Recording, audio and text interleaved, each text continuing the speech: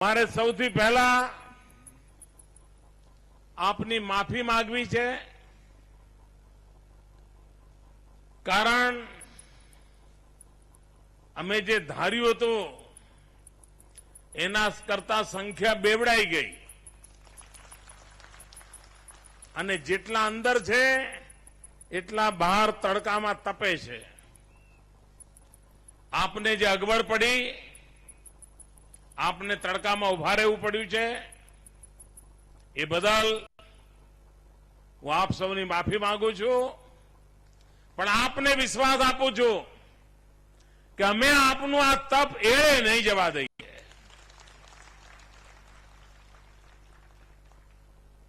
થોડા દિવસ પહેલા સદભાવના મિશનમાં જૂનાગઢના લોકો ઉમળકાભેર ભાગ લઈ રહ્યા હતા, ત્યારે માણાવદરના મિત્રો સાથે મળીને આવ્યા હતા. એ મને કહે, સાહેબ હવે જૂનાગઢ જિલ્લામાં જયારે આવો ત્યારે શરૂઆત માણાવદરથી કરજો. ત્યારે મેં એમને કહ્યું હતું કે મંજૂર. તો આજે વચન આપ્યા પ્રમાણે હું આપની વચ્ચે હાજર થઈ ગયો છું. અમારે માટે બોટાદ અને માણાવદર એનું આગવું મહત્વ રહ્યું છે. જે જમાનામાં જનસંઘનો દીવો દિવાલ પર દોરવા માટે અમારી પાસે માણસો નહોતા, ક્યાંક ખૂણે ખાંચરે જનસંઘનો દીવો પ્રગટે અને અમે આંદોલનો ચલાવતા. એ સમયે માણાવદર અને બોટાદની જનતાએ જનસંઘના હાથમાં આ મ્યુનિસિપાલિટીનું સુકાન સોંપ્યું હતું. અને એ વખતે અમારા બચુભાઈ અને ગોરધનભાઈની જોડી આ માણાવદરનું નેતૃત્વ કરતી હતી. અમારે અમારા ગોરધનભાઈને ગુમાવવા પડ્યા રાજકીય અસહિષ્ણુતાને કારણે. એ વખતના આગેવાનોને સહન ન થયું કે આ કેવી રીતે ગામનો નેતા થઈ જાય, અને અમારા ગોરધનભાઈની હત્યા થઈ. પણ આ ગામ એવું કે જેણે ક્યારે અમારો સાથ છોડ્યો નહીં. હંમેશા હંમેશા દમન હોય, અત્યાચાર હોય, વિરોધ હોય, એની વચ્ચે પણ કાયમ માટે સાથને સહકાર આપ્યો. આજે આખા રાજ્યના કૃષિ મહોત્સવનો આરંભ એક પ્રકારે રાજ્ય કક્ષાનો કાર્યક્રમ માણાવદરની ધરતી પર ઉજવાઈ રહ્યો છે. આખા રાજ્ય કક્ષાનો કાર્યક્રમ માણાવદરમાં ઉજવાયો હોય એ કદાચ ગુજરાતના જન્મથી આજ સુધીમાં પહેલી ઘટના બની હશે. ભાઈઓ બહેનો, આ કૃષિ મહોત્સવ એનો લાભ શું થયો છે એ હવે સમજાવવા જવું પડે એવું નથી, લોકોને કહેવું પડે એવું નથી. શરૂઆતમાં જયારે કૃષિ મહોત્સવ થયો ત્યારે લોકોને હતું કે આ મેળે મહોત્સવ એટલે ક્યાંક ખાણીપીણીના કાર્યક્રમો હશે, ક્યાંક હાર તોરા પહેરાતા હશે, નાચગાન ચાલતું હશે, અને જયો જયો ભયો ભયો અહો રૂપમ અહો ધ્વનિ આવું બધું કરતા હશે. કારણ ઉત્સવનું એક ટિપિકલ રૂપ એ જ આપણા મગજમાં બેઠું હોય કે ઉત્સવ એટલે સરસ કપડાં પહેરવાના, મેળામાં માલવાનું ને ખાવા પીવાનું. અમે ઉત્સવને કર્મ મહોત્સવમાં પરિવર્તિત કરી દીધો છે. અમારે મન કાર્ય કરવાની વધુમાં વધુ શક્તિ ઉજાગર થાય. સરકારનો એક એક અમારો સાથી કર્મ કરવા માટે પ્રેરાય, પ્રજાના કલ્યાણ માટે પ્રેરાય. અમારો ઉત્સવ લોક કલ્યાણનો ઉત્સવ બની રહે. અમારો ઉત્સવ લોક પ્રેરણાનું કારણ બની રહે. એ ભૂમિકાથી અમે આ પરંપરા આરંભ કર્યો. અને એના સીધા ફળ દરેક સરકારોની જે ટીકા થતી હોય છે, દરેક સરકારો સામે જે પડકાર હોય છે, એ પડકાર એ હોય છે કે ભાઈ સરકાર પાસે યોજનાઓ તો સરસ હોય, મુખ્યમંત્રીની પત્રકાર પરિષદ પણ સરસ થઈ જાય, પત્રકારો મુખ્યમંત્રીના સમાચાર પણ સરસ છાપી દે, પહેલા પાના પર ફોટો ચમકાઈ જાય, ટીવી પર બધું આવી જાય, બધું બરાબર. પણ આ યોજનાઓ ફાઇલમાં જ રહી જતી હોય છે. આ યોજનાઓ ગાંધીનગરમાં જ અટવાતી હોય છે. નીચે સુધી યોજનાઓ લઈ જવા માટે દેશ આઝાદ થયો ત્યારથી આજ સુધી બધી સરકારો માથું ખંજવાળ્યા કરે છે. કોઈને રસ્તો જડતો નથી કે આ કરવું કેમ. મોટા ભાગના નેતાઓને, સરકારોને એમ જ લાગે છે કે છાપામાં છપાઈ ગયું એટલે બધું પતી ગયું. આ ગાંધીનગરમાં એવી સરકાર બેઠી છે કે જેણે યોજનાને એના લાભાર્થી સુધીના ઘર સુધી લઈ જવા માટેનો એક સરસ મજાનો રસ્તો શોધી કાઢ્યો છે. યોજનાના ઘર સુધી પહોંચે, સરકારનું આયોજન એને ખબર હોય, લાભાર્થી સુધી વાત પહોંચે, એ કામને પ્રાથમિકતા આ સરકારે આપી છે. ગરીબોના કલ્યાણ માટે યોજનાઓ પહેલા પણ ચાલતી હતી, પણ એ યોજના કાગળમાં રહેતી હતી, ગરીબ સુધી પહોંચતી નહોતી.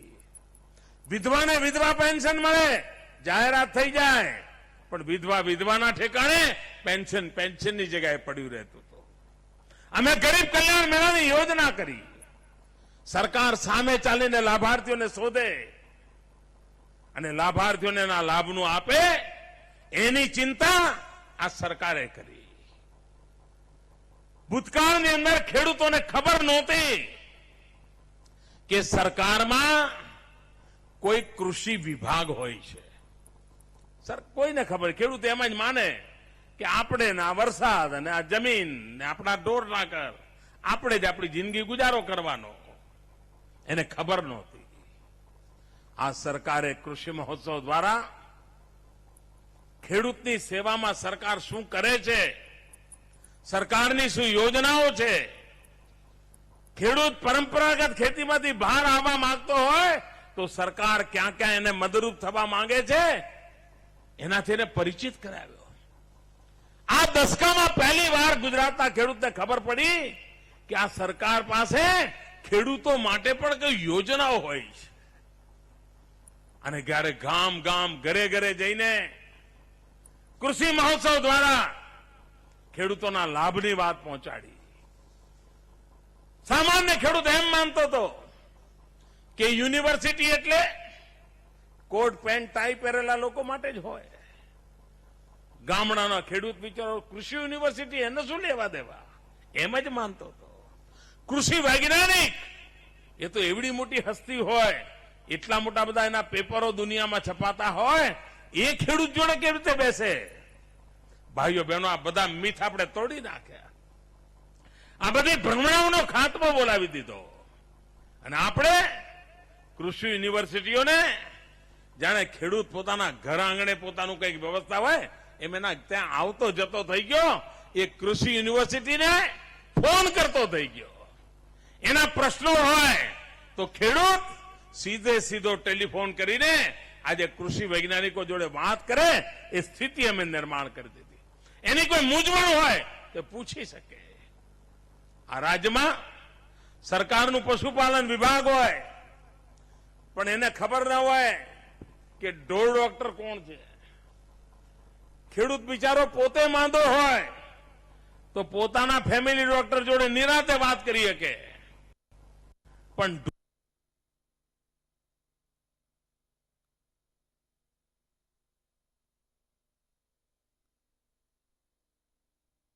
ઢોર મરતું હોય પીડાતું હોય એની જોડે વાત કરવા માટેનો અવસર નહોતો મળતો. અમે સરકારના પશુપાલન વિભાગના લોકોને ગામડે ગામડે મોકલ્યા. કૃષિ મહોત્સવમાં જઈને પશુપાલનની ચિંતા કરનારા લોકો સાથે પશુના આરોગ્યની ચિંતા કરવાની ટેવ પાડી. દૂધનું ઉત્પાદન વધી શકે એને સમજાયું. તમારી ગાય કે ભેંસ તંદુરસ્ત બની શકે એને તમે ઢગલાબંધ ખવડાવો તો જ તંદુરસ્ત થાય નહીં, એની વ્યવસ્થિત કાળજી લો તો પણ તંદુરસ્ત થાય. એના ઘેર ઘેર જઈને સમજાયું. આ સરકારે આ પ્રયત્ન કરવાનું પરિણામ શું આવ્યું? ભાઈઓ બહેનો, વરસાદ આ દશકામાં હિન્દુસ્તાનના બધા ખૂણામાં વરસાદ થોડો હરકો પડ્યો. અને આપણું તો નસીબ છે કે દુષ્કાળનું નામો નિશાન રહ્યું નથી. નહીં તો આ વિસ્તારના લોકો શું કરતા હતા? ફેબ્રુઆરી માર્ચ મહિનો આવ્યો નથી કે ચોકડીઓ ખોદવાનું ચાલુ થયું નથી. ભણેલા છોકરાઓ બી ભણવાનું છોડીને તગારા લઈને માટી ઉચકવા જતા હતા. ઈશ્વરની કૃપા થઈ, વરસાદ પડ્યો. પણ ભાઈઓ બહેનો, વરસાદનો લાભ કોણે લીધો? જો આપણે કૃષિ મહોત્સવ ન કર્યો હોત તો આ વરસાદનો લાભ આપણે ન લઈ શક્યા હોત.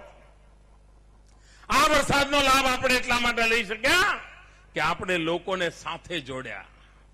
આ હિન્દુસ્તાનની સરકાર, દિલ્હીમાં આટલા બધા વર્ષો રાજ કર્યું છે એવા અનુભવી લોકોની સરકાર, ભારતમાં અર્થશાસ્ત્રમાં જેમનું નામ છે એવા વ્યક્તિ દેશમાં પ્રધાનમંત્રી હોય અને તેમ છતાંય સમગ્ર ભારતનો કૃષિ વિકાસ દર 3% ડચકા ખાય છે. 3% ડચકા ખાય છે ભાઈઓ.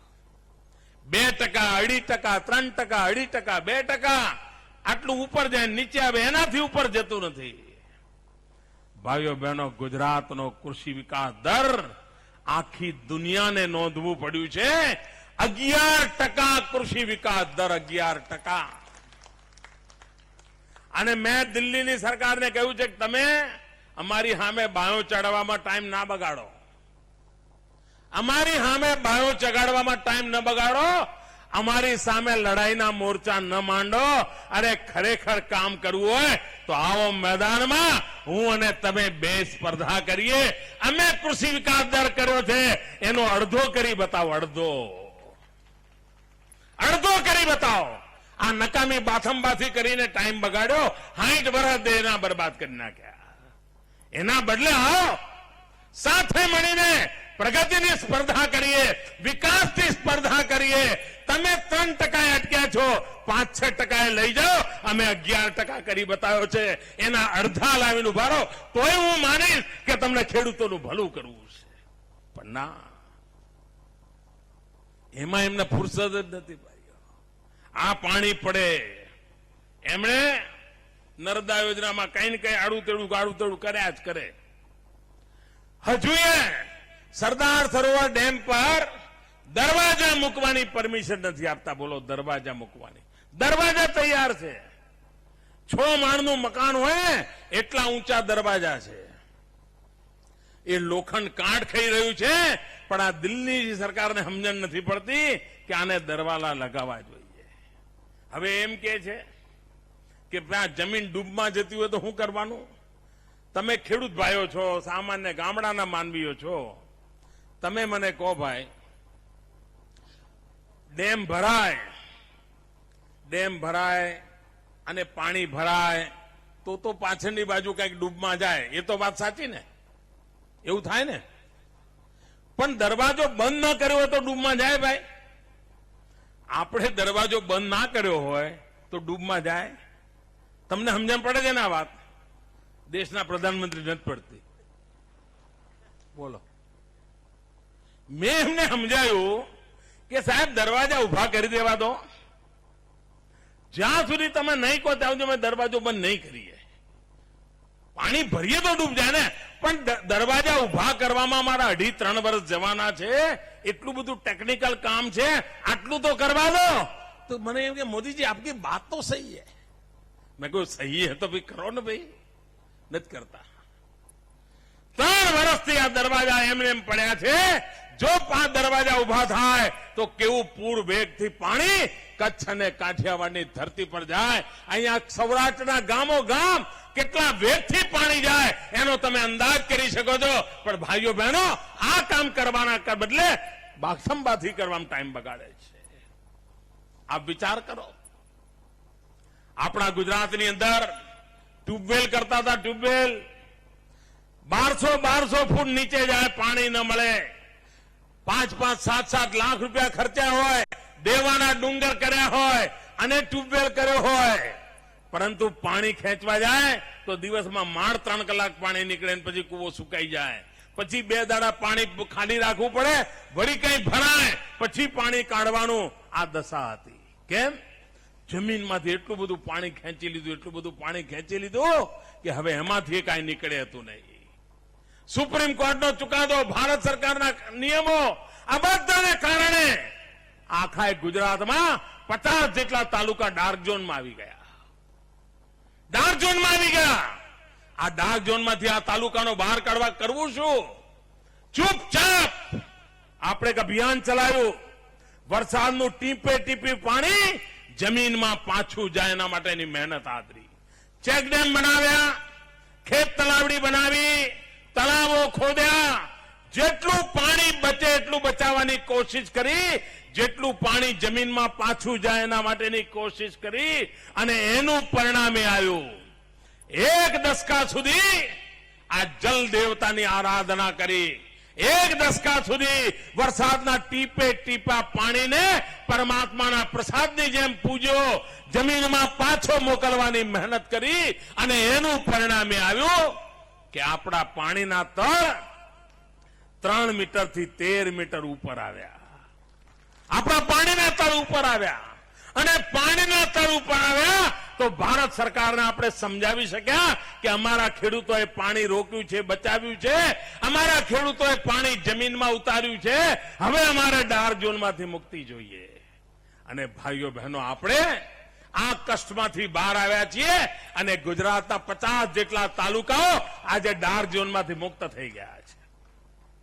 આપણી પાસે થોડું ઘણું પાણી બચ્યું છે, એનું કારણ આપણા બાપ દાદાઓએ કરકસર કરી આપણા માટે મુકતા ગયા. આ માનવતાનો વિષય છે, આ રાજકારણનો વિષય નથી, આ કોઈનું બરબાદ કરવાનો કે કોકનું ભલું કરવાનો વિષય નથી, આ માનવતાનો વિષય છે. આપણા બાપ દાદાએ જો પાણી ન બચાવ્યું હોત તો આજે આપણે પાણી વગર વલખા મારતા હોત.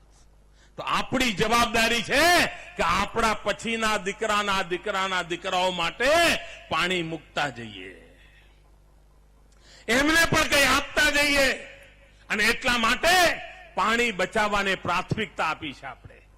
નહીં તો સમાજો નષ્ટ થઈ જશે. રાજકારણીઓના તો રાજકારણ ચાલ્યા કરશે, નેતાઓની નેતાગીરી ચાલ્યા કરશે, છાપામાં ફોટા છપાયા કરશે, ચૂંટણીમાં વોટ પડ્યા કરશે અને દેશ બરબાદ થતો જશે, પેઢીઓ બરબાદ થતી જશે, સંતાનો ભૂખ્યા મરતા થઈ જશે. આ દશા પેદા થશે. અને એને બચાવવા માટેની એક જવાબદારી, એક સામાજિક જવાબદારીના ભાગરૂપે આ સરકાર કામ કરે છે. અને એના કારણે આ પાણી રોકાવાના કારણે આજે ગુજરાતની અંદર ખેડૂત સુખી થવા માંડ્યો છે, ખેડૂતનું ભલું થવા માંડ્યું છે. જળ સંચયનું કામ એને બંધ નથી કરવું. ડાર્ક ઝોન આવ્યો તો ગયો તો પણ પાણી તો બચાવવાનું ચાલુ જ રાખવું છે. વરસાદનું એક ટીપું પાણી બચાવવું છે અને પાણીનું એક ટીપાનો સદુપયોગ કરવો છે. પર ડ્રોપ મોર ક્રોપ. એક ટીપામાં સૌથી વધારે પાક પાકે એ આપણે ટપક સિંચાઈ તરફ ગયા છીએ. આપણા ગુજરાતમાં 50 વર્ષમાં 10,000 હેક્ટરમાં ટપક સિંચાઈ હતી. 50 વર્ષમાં 10,000 હેક્ટરમાં. ભાઈઓ બહેનો, આ 5-7 વર્ષની અંદર જ લગભગ 4.5 લાખ હેક્ટરમાં ટપક સિંચાઈ કરીને આપણે પાણી પણ બચાવ્યું છે, પાક પણ બચાવ્યો છે. અને મારી સૌ ખેડૂતોને વિનંતી છે કે ટપક સિંચાઈથી ખેતીને પણ લાભ છે. આર્થિક સ્થિતિમાં પણ લાભ છે, પાક પણ સારો પાકે છે અને કુટુંબના લોકોની જે મહેનત હોય છે એ મહેનતમાં પણ બચત થતી હોય છે. હજુ પણ આપણા ખેડૂતના મગજમાં એમ જ છે કે જ્યાં સુધી આખું ખેતર પાણીથી તરબતર ન હોય, પાણી જ પાણી દેખાતું ન હોય, છોડવા આખા પાણીમાં ડૂબેલા ન દેખાતા હોય, ત્યાં સુધી એને એમ લાગે કે હજુ ખેતરમાં પાણ પાવાનું બાકી છે. એને એમ જ લાગે. મારી ખેડૂત ભાઈઓ એક નાનકડી વાત તમને કહેવી છે. માતાઓ બહેનો, મારે તમને એક વાત કહેવી છે. તમે મને કહો કે ઘરમાં આપણું એક બાળક સાવ માયકાંગલું હોય, શરીર એનું વળતું ના હોય, વજન વધતું ના હોય, કાયમ રડતેલ જ હોય, મરદાલ જ હોય, અને આપણને એમ થાય કે બાળકને તાજુ માજુ કરવું છે. અને બાળકને તાજુ માજુ કરવા તમે ડોલ ભરીને દૂધ તૈયાર કરો, એમાં કેસર નાખો, પિસ્તા નાખો, બદામ નાખો, જેટલા પણ મસાલા ભરપૂર નખાય એટલા નાખો, અને પછી નક્કી કરો કે આ બાળકને આ દૂધથી નવડાવીએ. સરસ મજાનું કેસર પિસ્તાનું દૂધ, એનાથી આ માયકાંગલા બાળકને નવડાવીએ તો આ બાળક તાજુમાજુ થાય, એનું વજન વધે, એની તબિયત સુધરે, કાંઈ ન થાય. તમારું ડોલ ભરેલું દૂધ ગમે તેટલા બદામ પિસ્તા નાખ્યા હોય નકામું થઈ જાય. પણ એક નાની વાટકીમાં 100 ગ્રામ દૂધ લઈને ચમચી બાળકને પાયું હોય તો મહિના 2 મહિનામાં તેજી આવે કે ના આવે? બાળક તાજુમાજુ થાય કે ના થાય? જેવું બાળકનું છે ને એવું જ પાકનું છે. પાકને તમે ટીપે ટીપે પાણી પાઓ, તમારો પાક ખીલવા માંડે. તમે પાણીના ધોધ વહેડાવો ને, એનાથી પાક ન ખીલે મારી માં, ન ખીલે. અને તેથી ભાઈઓ બહેનો, આપણે કોશિશ કરીએ, ટપક સિંચાઈનો સ્વીકાર કરીએ, આપણી પેઢીને બચાવીએ, આવનારી પેઢીને બચાવીએ. અને મારે તો બહેનોને કહેવું છે કે તમારા ઘરવાળા જો ટપક સિંચાઈ ના લાવતા હોય ને તો તમે સત્યાગ્રહ કરો, સત્યાગ્રહ કરો. જો ટપક સિંચાઈ લઈને નહીં આવો તો હવે ખેતરમાં ભાથું લઈને નહીં આવીએ, કહી દો. કારણ ટપક સિંચાઈ આવશે ને તો ખેતરમાં જે નિંદામણનું કામ છે એ 100% બંધ થઈ જશે. પેલું પાણીનો ધોધ વહેડાવે ને એના કારણે નિંદામણનું કામ આવે છે. અને બહેનો બિચારી ખેતરમાં જાય, 4-4 કલાક આમ કમર તૂટી જાય, વાંકીને વાંકી રહે અને નિંદામણ કરતી હોય છે. જો ટપક સિંચાઈ હોય તો નિંદામણની જરૂરિયાત ન પડે, આ બહેનોની કમરો તૂટે નહીં અને બહેનો 4 કલાક આ નિંદામણમાં બગડે એના બદલે પોતાના છોકરાઓ મોટા કરવા માટે આપી શકે. આ બહેનોની મહેનત બચાવવા માટે પણ આ નિંદામણમાંથી મુક્તિ જોઈએ. અને ટપક સિંચાઈથી આપણે આ બદલ લાવી શકીએ છીએ. આપણે એક અભિયાન ચલાવીએ, આખો સૌરાષ્ટ્ર, આખો ઉત્તર ગુજરાત, આખું કચ્છ અભિયાન ચલાવે કે દીકરી પરણે તો નક્કી કરીએ કે દીકરી કોના ઘરે દેવાની. તમારા ખેતરમાં ટપક સિંચાઈ છે તો અમે દીકરી દઈશું. અમારા છોકરાઓને હવે નિંદામણ કરવા ખેતરોમાં મરવા નથી દેવા. અમારે દીકરી એવા ઘરમાં નથી દેવી કે જેના ઘરમાં ટપક સિંચાઈ ના હોય અને છોકરી મોટી સાસરે થઈને જાય તો સાસરિયામાં એના 4 કલાક નિંદામણમાં જતા હોય, એવા ઘરમાં અમારે દીકરી દેવી નથી. જ્યાં ટપક સિંચાઈ હોય ત્યાં અમારે દીકરી દેવી છે. તો જ ટપક સિંચાઈ આવશે. તમે હમણાં કોઈને સમય મળે અંબાજીએ દર્શન કરવા જાઓ ને તો બનાસકાંઠાના ખેતરોમાં જતા આવજો. બનાસકાંઠાનો ખેડૂત જ્યાં ધૂળની ડમરીઓ ઉડતી હતી, જ્યાં આગળ પાણીના વલખા પડતા હતા, ત્યાંનો ખેડૂત ગયા 5-7 વર્ષથી ટપક સિંચાઈમાં વળ્યો છે. અને જે ખેતરમાં 25 ટન બટાકા નહોતા થતા, એ ખેતરમાં આજે 80 ટન બટાકા પેદા થવા માંડ્યા છે ટપક સિંચાઈને કારણે. એના બટાકા એક નિષ્ફળ થવા લાગ્યા છે. દાડમ, અરે બનાસકાંઠામાં તમે તમને બાવળિયાના ઝાડ સિવાય કઈ જોવા ન મળે. આખું બનાસકાંઠા દાડમની વાડીઓથી ઉભું થયું છે, માત્ર ને માત્ર ટપક સિંચાઈના કારણે.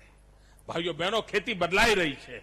આ કૃષિ મહોત્સવ દ્વારા ઘેર ઘેર મારે ખેડૂતોને સમજાવવું છે કે ભાઈ આપણે આધુનિક ખેતી તરફ વળીએ, આપણે વૈજ્ઞાનિક પદ્ધતિથી ખેતી કરતા થઈએ.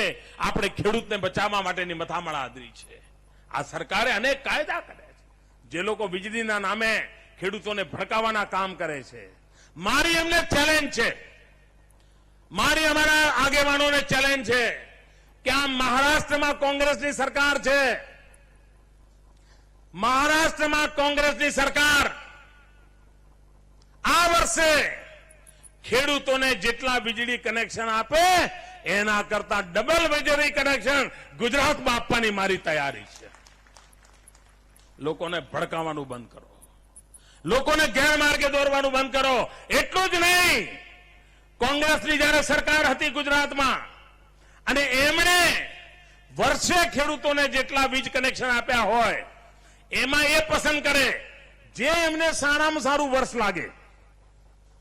એમને લાગે કે ભાઈ 1985માં અમે વધુમાં વધુ કનેક્શન આપ્યા હતો તો 85. એમને લાગે કે 90માં અમે આખા ગુજરાતમાં ખેડૂતોને વધુમાં વધુ કનેક્શન આપ્યા હતો 90. એમણે ખેડૂતોને જેટલા વીજળી કનેક્શન એક વર્ષમાં આપ્યા હોય એમના શાસનકાળમાં વધુમાં વધુ હોય એ પસંદ કરવાની છૂટ. હું દાવા સાથે કહું છું એના કરતા 5 ગણા કનેક્શન આપવાની જવાબદારી મારી.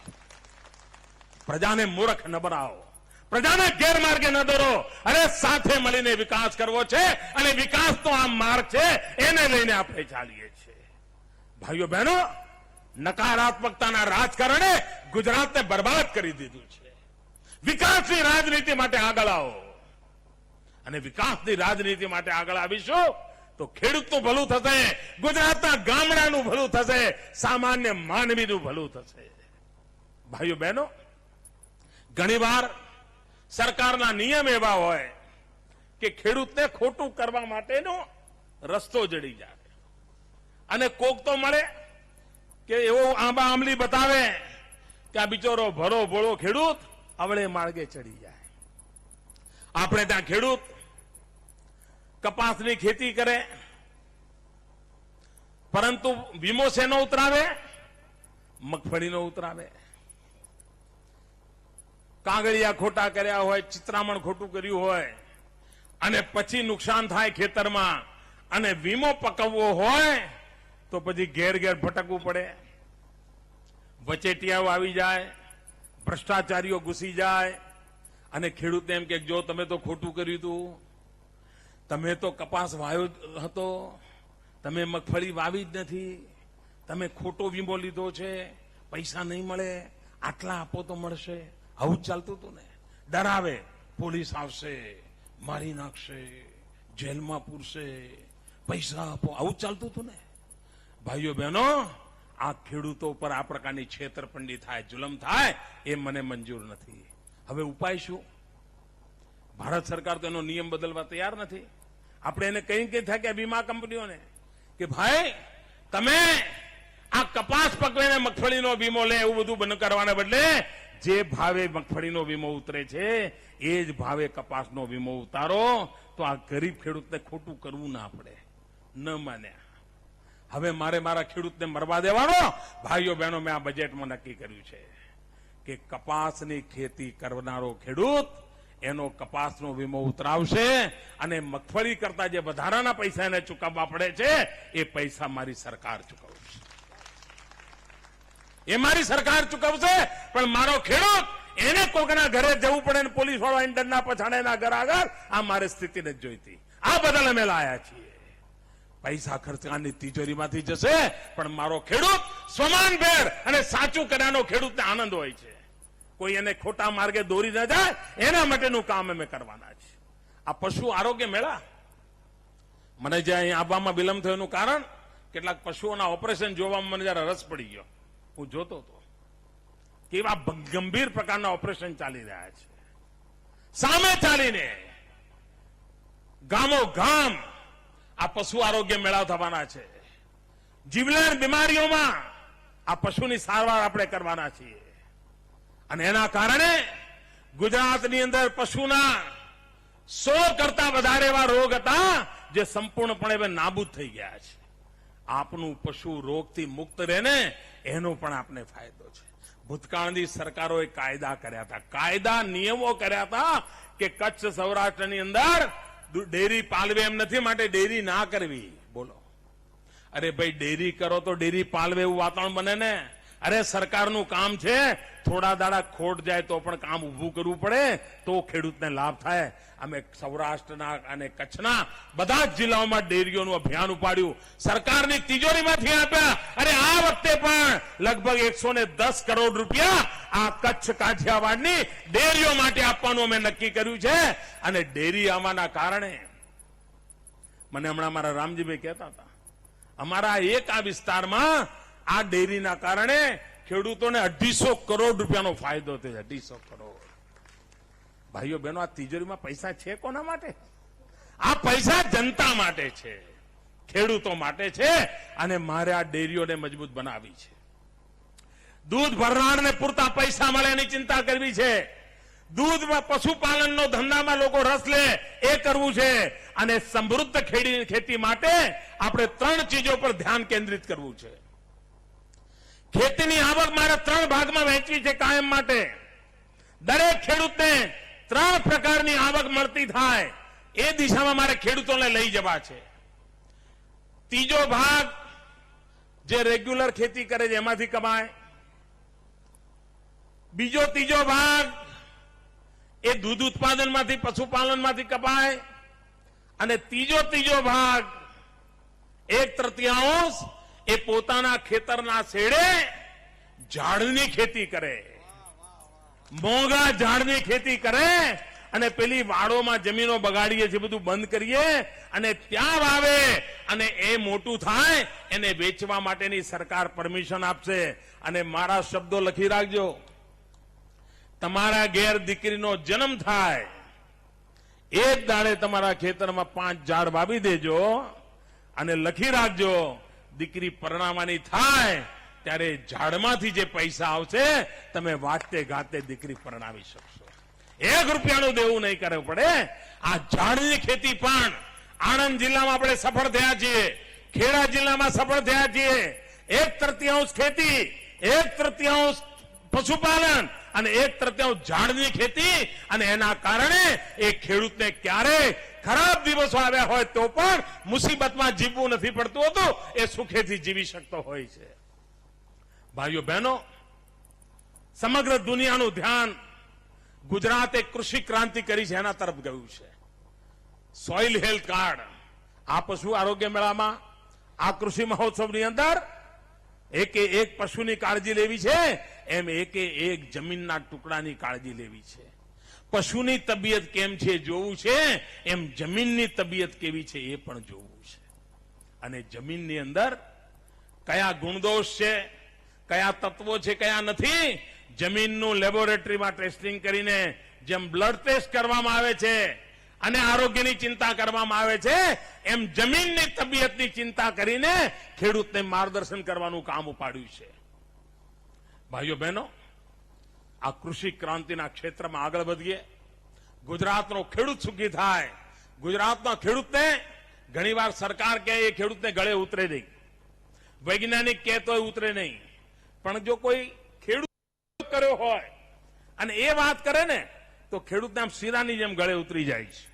અને તેથી આ કૃષિ મહોત્સવમાં જે પ્રગતિશીલ ખેડૂતો છે એ આપણને 1 મહિનો આપતા હોય છે. અને હજારોની સંખ્યામાં આ પ્રગતિશીલ ખેડૂતો આ કૃષિ રથની જોડે પ્રવાસ કરતા હોય છે અને પોતાના અનુભવો એ ખેડૂતો જોડે ચર્ચા કરતા હોય છે. ખેડૂતો એમને એમની ખેતીની ભાષામાં નાના મોટા પ્રશ્નો પૂછતા હોય છે, એમના મનને સમાધાન થતું હોય છે. આ પ્રગતિશીલ ખેડૂતો જેમણે એવા બધા ઉત્તમ પ્રયોગો કર્યા છે જેના કારણે નમૂનારૂપ ખેતી એમણે કરી બતાવી છે. આપણે આ પ્રગતિશીલ ખેડૂતોનો લાભ લઈએ, આપણે વૈજ્ઞાનિકોનો લાભ લઈએ, આપણે પશુ ક્ષેત્રના નિષ્ણાતોનો ડોક્ટરોનો લાભ લઈએ, પરંતુ આપણી ખેતીને સર્વાંગ રીતે વિકાસ કરવાની દિશામાં આગળ વધીએ. હવે જવાનિયાઓની પેઢી ખેડૂતમાં ભરવા મળી છે. પહેલા જવાનિયાઓ ખેતીથી દૂર ભાગતા હતા. ગુજરાતમાં આજે જીન્સનું પેન્ટ પહેરનારા 35 થી નાની ઉંમરના અને કોમ્પ્યુટર પર કામ કરતા હોય એવા જવાનિયાઓ હવે ખેતી તરફ વળ્યા છે. મને ખેતીનું ભાગ્ય ઉજ્જવળ લાગે છે. મને ગુજરાત હિન્દુસ્તાન આખાને ખેતીની દિશામાં એક માર્ગદર્શક તરીકે કામ કરશે એવો મારો વિશ્વાસ છે. અને એમાં આ કૃષિ મહોત્સવે ખૂબ મોટું યોગદાન કર્યું છે. અને આજે જ્યારે ગુજરાતના કૃષિ મહોત્સવનો આરંભ કરી રહ્યા છે ત્યારે હું સૌ ખેડૂત ભાઈઓ બહેનોને એટલી બધી શુભકામનાઓ આપું છું કે ગયા દશકામાં ખેતીમાં જે પ્રગતિ ના થઈ હોય એના કરતા પણ અનેક ગણી પ્રગતિ ખેતીમાં થાય. પ્રત્યેક ખેડૂત મારો સુખી થાય, પ્રત્યેક પશુપાલક સુખી થાય, સૌનું જીવન સુખી થાય એવા ઉત્તમ સપના સાથે આપણે આજે કૃષિ મહોત્સવનો આરંભ કરીએ. એ જ અપેક્ષા સાથે મારી સૌ ખેડૂતોને વિનંતી છે, ગામ જવાની ઉતાવળ હોય તો પણ પ્રદર્શન બરાબર જોઈને જજો. ઉત્તમ પ્રદર્શન બનાવ્યું છે. નાનામાં નાની ચીજ તમે ત્યાં જે અધિકારીઓ ઉભા છે એમને પૂછજો, તમને કામ આવશે. પશુઓની કાળજી રાખવાનું અભિયાન છે. 1 મહિના સુધી સરકાર તમારા ખેતરે ખેતરે ફરવાની છે. 1 મહિના સુધી સરકાર તમારા એક એક પશુની કાળજી લેવા આવવાની છે.